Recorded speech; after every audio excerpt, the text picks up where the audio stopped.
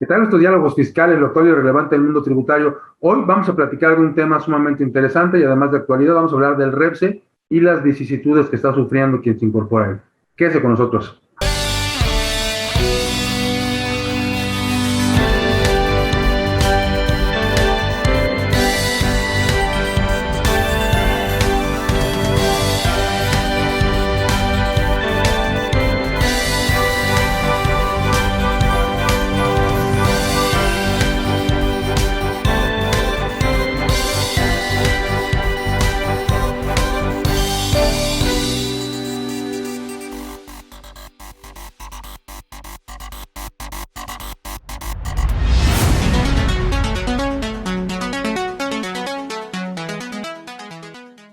Bien, estos diálogos fiscales, como comentamos hoy, vamos a tener una invitada de lujo. Hoy va a estar con nosotros la contadora Sandra Cuevas, quien nos va a platicar del REPSE, nos va a platicar de todos estos acontecimientos a los que se han enfrentado, tanto los que reciben servicios de subcontratación como los que prestan el servicio, e incluso algunos que prestan servicios diferentes a la subcontratación y que se han visto obligados, ni siquiera por ley ni por disposición, sino por sus propios clientes, a inscribirse al registro. Sandra, ¿cómo estás? Muy buenas noches.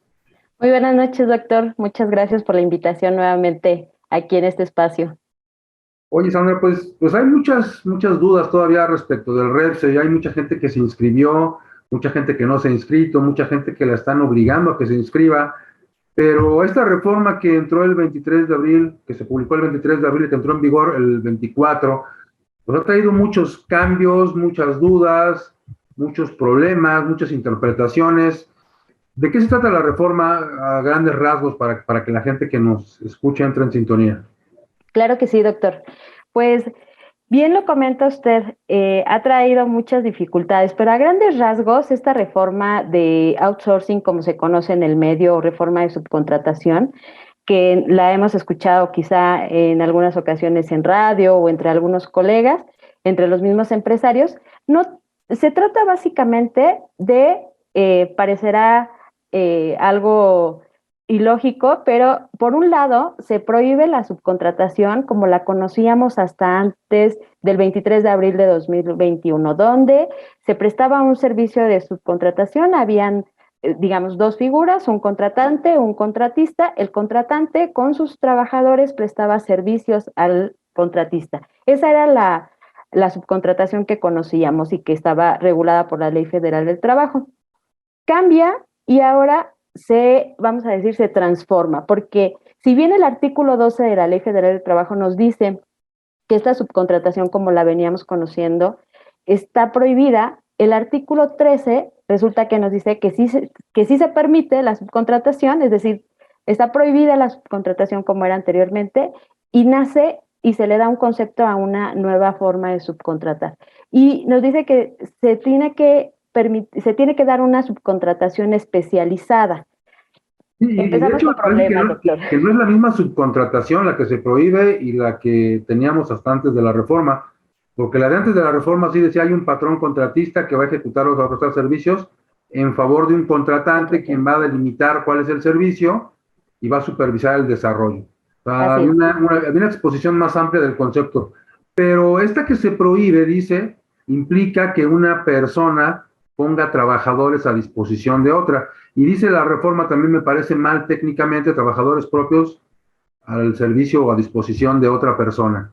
Es correcto. Y me parece De que ahí es donde existe confusión. ¿Qué quiere decir eso de poner a disposición? Porque creo que de ahí tenemos que partir para después llegar a conclusiones a este respecto. Es correcto, doctor. De hecho, ni siquiera se define como tal en la ley qué es esta puesta a disposición. Muchos de los empresarios, y empezamos con estas dificultades, se apegaron a lo que dijo por ahí el señor Salafranca, que era la puesta a disposición con el simple hecho de que el personal estuviera dentro de tus instalaciones, se daba esa puesta a disposición. Y resulta que estamos ahí metidos en un problema, porque si bien tenemos también una jerarquía de leyes, donde el criterio del Señor caería al fondo de esta jerarquía de leyes. Sin embargo, muchos la están anteponiendo y entonces cuando existe esta relación y esta prestación de servicios, existe un prestador de servicios, su personal va y por el simple hecho de poner un pie dentro de las instalaciones de la persona a la que le está prestando el servicio, ya nos están exigiendo el REPSE. Ese fue el primer problema al que se enfrentaron las empresas. Muchas de estas, en ese contexto mal, digamos que mal percibido, se obligó prácticamente a las empresas, se condicionaron los contratos que voy a decir también, doctor, que eran contratos de una índole mercantil. Se condicionaron esos contratos con el registro. ¿Qué pasó también en la práctica? Que muchas veces no caían en la obligación real del REPSE porque de entrada no está definida esa puesta a subcontratación. Y entonces habría que, primero, definir qué es eso de puesta a disposición, y también tuvimos este problema, bueno, creo que lo comentamos en algún momento, cuando se dio la retención del 6%, ¿no? También traíamos este problema. El tema es que el REPSE pues trae muchísimas implicaciones, entre ellas que las empresas se van a enfrentar a que sean fiscalizadas. Yo creo que ese es uno de los problemas, muchísimos otros, doctor, porque ese sería uno. Y quizás estar fiscalizado no sea malo, a mí me parece que ese no es el problema. El problema es que estamos confundiendo cuestiones que son meramente de orden civil, mercantil, como decías tú, técnicos, si quieres, y se están confundiendo con subcontratación, con la subcontratación como la entendemos. Dice el artículo 12 que subcontratar significa poner a disposición, y por ahí las disposiciones transitorias e incluso algunos acuerdos que se publicaron posteriormente establecen que quien está facultado para interpretar esta disposición, en todo caso, es la Secretaría del Trabajo, y la Secretaría del Trabajo, y creo que es el documento al que te refieres cuando dices que el subsecretario de esta Secretaría del Trabajo digno, este señor Salafranca, establece que puesta a disposición implica en primer término que una persona preste un servicio en las instalaciones de otro. Es incorrecto. Creo que entender a la Secretaría del Trabajo como la única y la máxima intérprete de la disposición coloca en una situación de ventaja a la autoridad frente a los patrones, en este caso, y a los usuarios del servicio. Entonces, se publica una guía REPSE, así se le conoce, así se le ha entendido, donde hay ciertas consideraciones y precisamente refiere a esto. Hay puesta a disposición, en términos generales, aunque no absolutos, cuando un trabajador de una persona está en las instalaciones de otro. Pero aquí surge una serie de problemas, Sandra, porque resulta que mucha gente malentiende la subcontratación porque dice, oye, tu servicio es especializado, y como la Ley Federal del Trabajo dice que los servicios especializados son servicios de subcontratación, tienes que adherirte. Y entonces gente que presta servicios especializados, aunque no necesariamente haga uso de trabajadores, le están exigiendo la inscripción al REPSE. Este es un caso, entre otros muchos, que nos gustaría que nos platicara. Tú has estado tramitando registros, has estado asesorando gente que está en el medio de la subcontratación. Entonces, si te parece, vamos a hacer un corte y regresamos para que nos platiques qué es lo que debemos entender por subcontratación y cuál es la que está permitida y cuál es la que está prohibida. Si les parece, vamos a hacer un corte. Estamos en Diálogos Fiscales, no se vayan.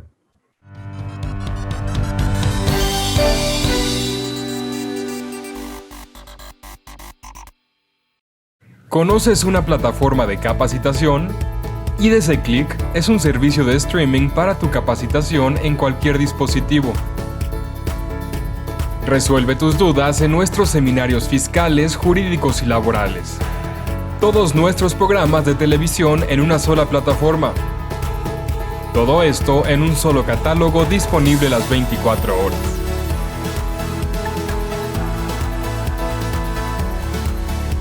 Únete a la familia IDC con la mejor plataforma para una capacitación completa. IDC Click, tu mejor opción.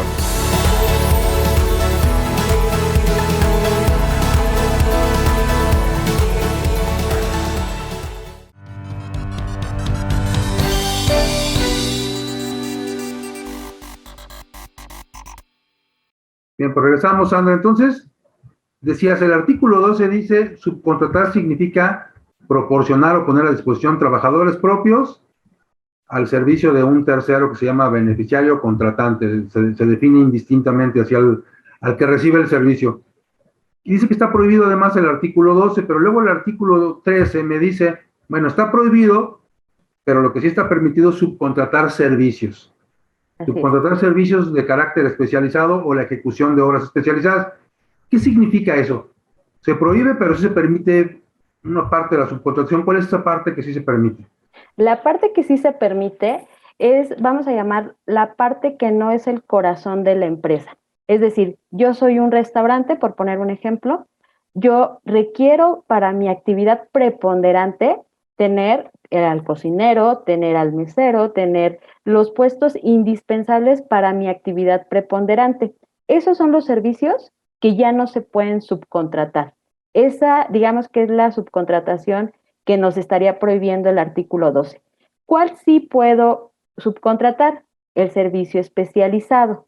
Cuando exista una puesta a disposición, me dice el artículo 13. Entonces, ¿qué quiere decir? De entrada, que el servicio sea especializado. Y doctor, creo que muchas de las empresas empezaron a registrar o a tramitar, mejor dicho, sus registros y encontraban una negativa. Obviamente, ¿por qué? Porque había que demostrar esta especialidad. Y además, yo creo que muchos incluso tienen el registro y no pueden comprobar esta especialidad. Y ahí nos vamos a enfrentar a un problema cuando vengan las Eso más las revisiones. fallas de la plataforma que naturalmente nos encontramos, digo naturalmente Demasiadas. porque pues, muchas de las cosas que están haciendo hoy están mal y la plataforma metieron unos catálogos de no sé dónde, y, o sea, tiene fallas la plataforma también por un lado. Y por otro lado, tú hacías mención de algo que me parece muy importante, lo que es la esencia de la empresa, el corazón, decías tú, o el cerebro podría ser, Así es. de las empresas no se puede delegar en terceros, pero por ejemplo, si cualquiera de nosotros, tú o yo, que somos más contadores o abogados o finalmente académicos, si lo quieres ver desde ese punto de vista, profesionistas, pero si se nos ocurre poner un restaurante, ¿cuál sería la esencia del negocio? Porque a lo mejor yo lo pongo como meramente un centro de negocios. Yo digo, a mí me interesa operar entidades gastronómicas y lo Okay. que yo sé hacer es administrar. Uh-huh. Esa sería la esencia de mi negocio. Y Esa yo le no digo a sé. un tercero que sepa administrar, oye, te doy la venta, te doy la cocina, te doy la distribución, te doy tú quédate todo eso, yo me voy a dedicar a administrar. ¿Podría ser así también? Podría ser así, todo va ligado, doctor, porque también muchas empresas tuvieron que prácticamente transformarse o renovarse, mejor dicho. ¿Qué pasó? Teníamos objetos sociales amplios como no tiene una idea. ¿Por qué? Porque en algún momento alguien se compró la idea de voy a tener un objeto social muy amplio que me permita hacer de todo. Entonces, hoy uno de los, vamos a decirlo así, una de las reglas para estar dentro de este REPSE es que de entrada la actividad preponderante que yo tenga no debe de ser coincidente con la actividad que realice y el objeto social que realice esta empresa especializada que estoy subcontratando, que le estoy subcontratando estos servicios especializados.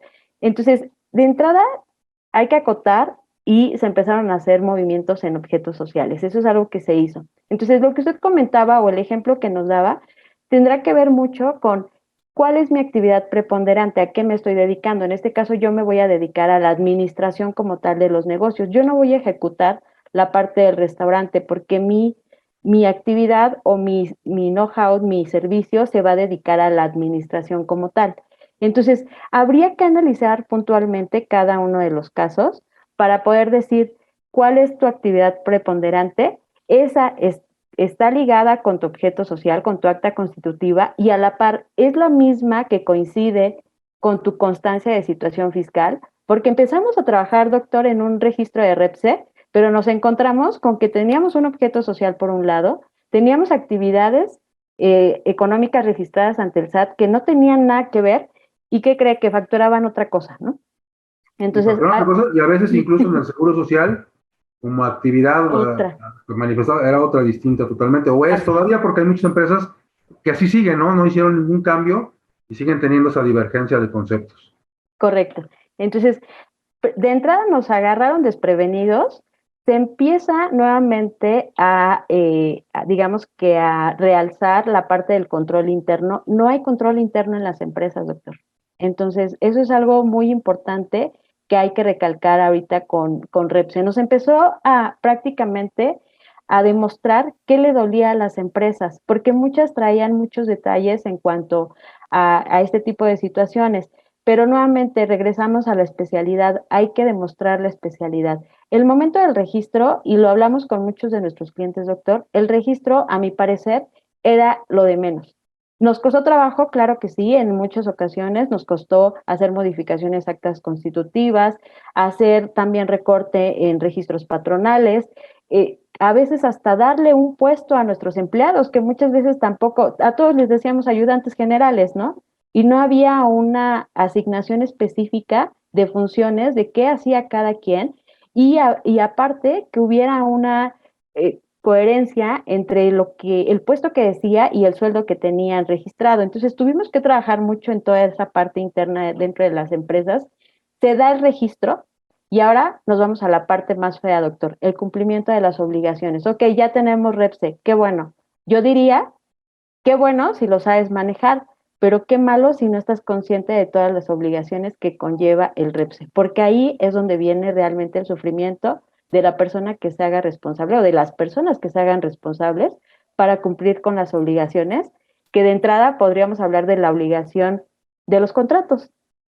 Muchos de estos servicios se prestan sin que, sin que exista un contrato y el contrato debe ahora cubrir ciertas reglas marcadas por esta reforma. Entonces, los contratos de entrada, si habían, no estaban cumpliendo, en el mejor de los casos, ¿no? Y los que existen, habrá que hacer adecuaciones. Claro. Y fíjate que esto que nos estás diciendo es bien importante, las obligaciones que se generan. Antes de que nos sigas hablando de las obligaciones y regresando del corte, me gustaría que nos platicaras. Hay gente que se está inscribiendo porque el cliente se lo pide. A mi parecer, en muchos de los casos, fuera del área de cobertura de esta regulación. Entonces, me gustaría que nos platicaras de esto y después de las obligaciones que se generó el que se inscribió sin estar obligado a hacerlo. Si les parece, vamos a hacer un corte, Sandra, y regresando nos platicarás de ello. Estamos en Diálogos Fiscales, lo actual y relevante del mundo tributario. No se vaya.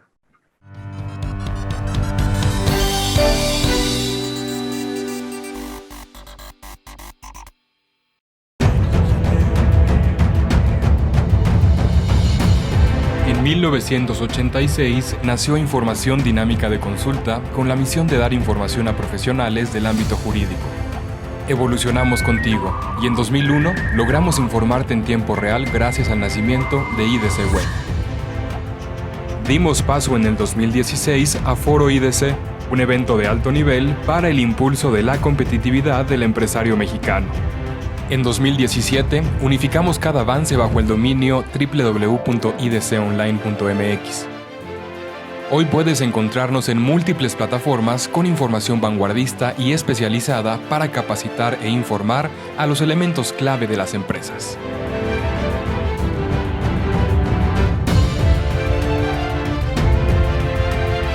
A 35 años de nuestro nacimiento, ha sido un honor acompañar tu labor de llevar a México al futuro.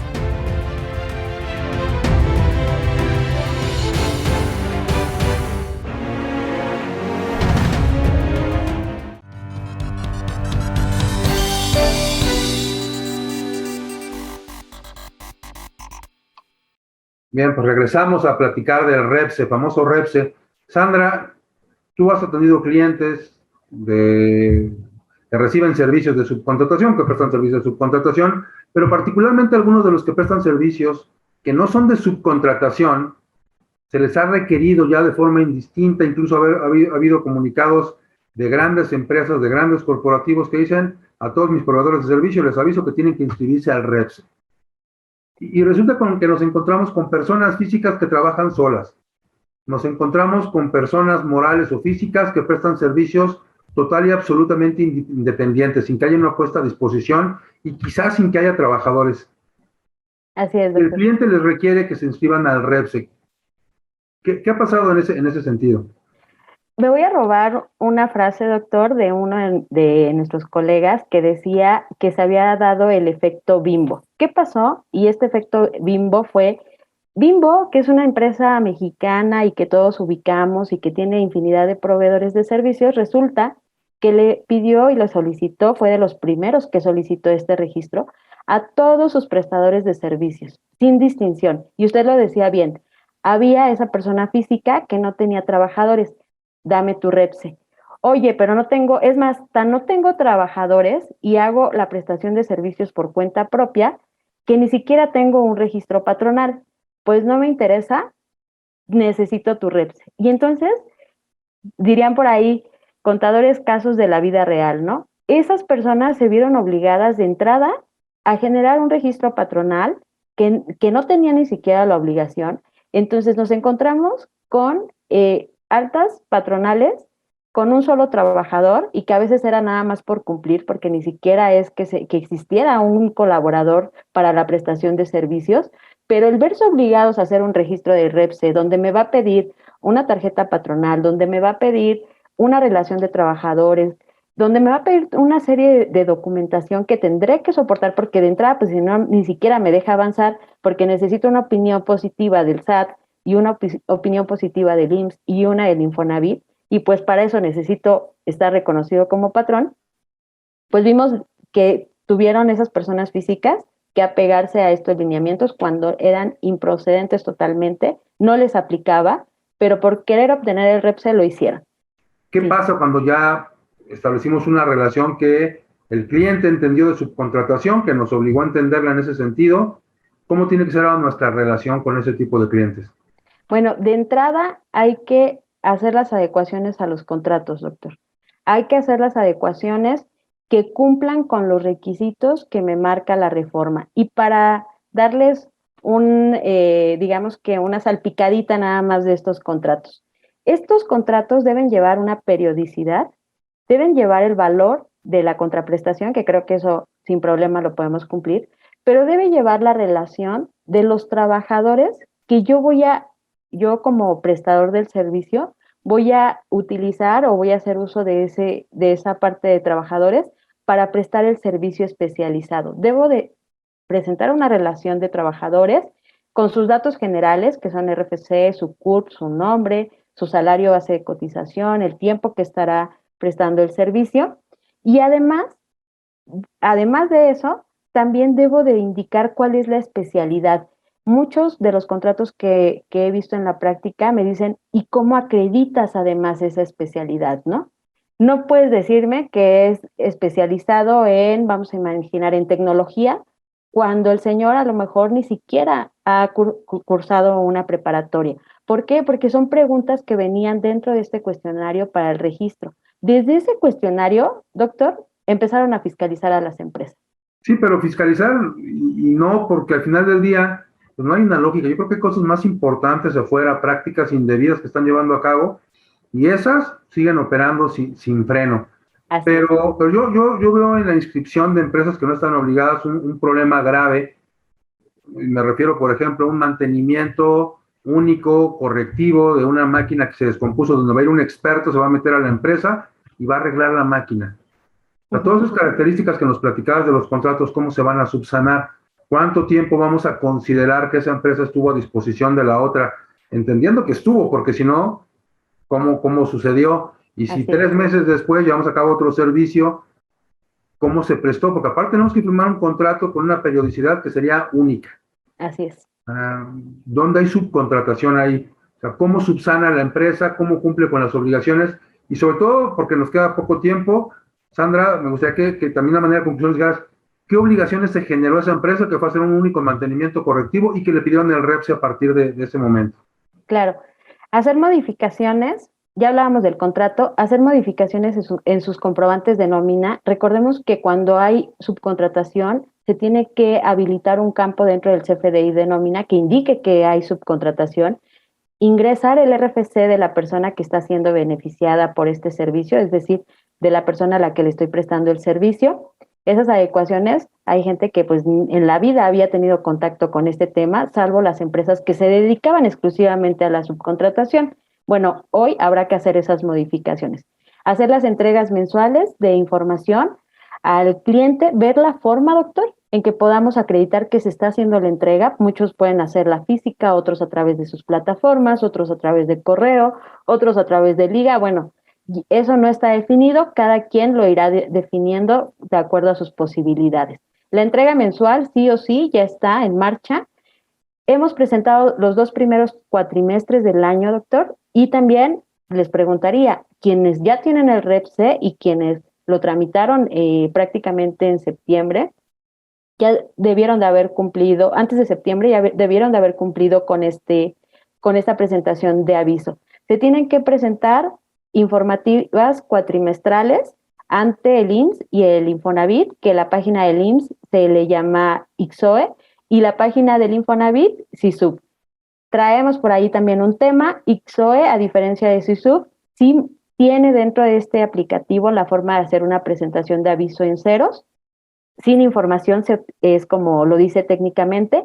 Y en el caso del SISUB, a la fecha no hemos tenido algún avance en ese sentido. Lo único que se hizo en estos 2 periodos que ya se presentaron fue mandar un escrito libre bajo protesta de decir verdad. Bajo ningún argumento legal ni normativo. Ni siquiera, exacto. Se lo sacaron de la manga, están los correos enviados, nunca hubo un correo de acuse, de recibido. Y por ahí, para una obligación más, la de la ley antilavado, ¿no? Los famosos avisos de actividades vulnerables, y nos podríamos llevar a otro programa hablando de obligaciones nada más que se generan, a veces de forma indebida, pero bueno, desafortunadamente el tiempo se nos terminó.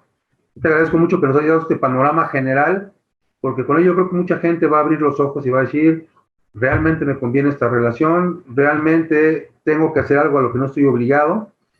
Habrá que pensarlo, Sandra. Te agradezco mucho. A la gente que nos acompañó también le agradezco mucho que haya estado con nosotros y los invitamos a la próxima emisión de Diálogos Fiscales, lo actual y relevante del mundo tributario. Hasta la próxima. Gracias, doctor. Gracias, Sandra.